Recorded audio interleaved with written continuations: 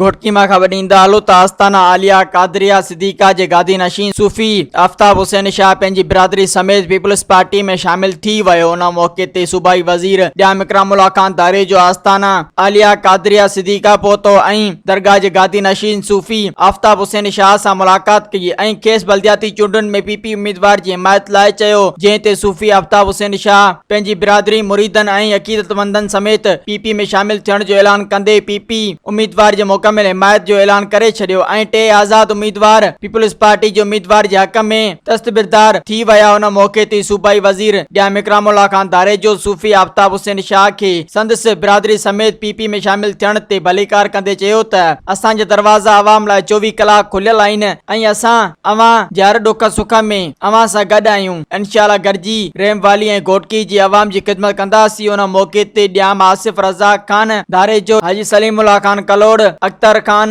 साईं आबिद हुसैन राणा साजिद औसाफ अली अफजाल हैदर मुनवर हुसैन मोहम्मद अनवर मलिक सुमरो बिरादरी मलिक बिरादरी शेख बिरादरी शाह जी बिरादरी जा माण्हू पिण मौजूद हुआ। मज़ीद ख़बरनि ऐं तफ़सीलात लाइ विज़िट कयो असांजी वेबसाइट www.awamiNewsHD.com ऐं ॾिसंदा रहो अवामी न्यूज़ HD।